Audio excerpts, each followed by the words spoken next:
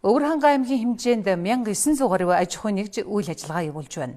Үндэсний статистикийн хорооноос тогтмол үйл ажиллагаа явуулж байгаа аж ахуйн нэгжүүдэд статистикийн мэдээллийг онлайнаар авах сургалтыг явууллаа.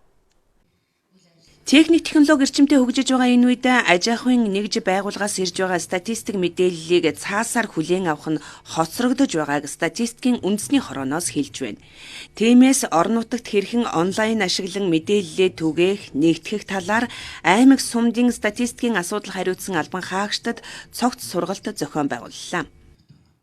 Энэ аж ахуйн нэгж байгууллагын мэдээлэгч маань энэ сургалтанд оролцсноор өөрсдийнхөө тухайн Өвөрхангай аймгийнхаа хөгжлийн чиг хандлага өнөөдөр хэдийн хэмжээний юм үйлдвэрлэж гаргаж байна уу, эдийн засагт ямар хувь нэмэр оруулж байна вэ гэдэг энэ бүх мэдээллийг гаргахад мэдээлэл маань түргэн шуурхай чанартай гарч ирэх боломжийг бүрдүүлэх юм байна.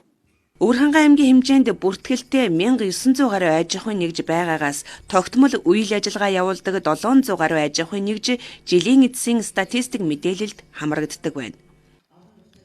Тэгээ энэ аж ахуйн нэгжүүд маань мэдээгээ яаж гаргах юм, онлайнаар яаж шивэх юм те.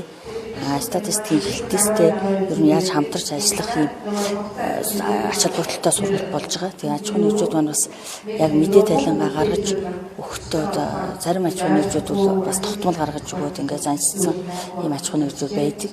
Зарим нь бол бас ач холбогдлоо сайн ойлгохгүй, хугацаа хожимдуулах, за мэдээллийг чанаргүй дутуу гаргаж өгөх юм байдлууд бол бас аж ахуйн нэгжүүдээр гардаг. Энэ бол тухайн нөгөө аж ахуйн нэгжийн нягтлан бодлогч дарга хэрэглэгч бусад ажилтнуудын ойлголц бас тар байгаатай холбоотой.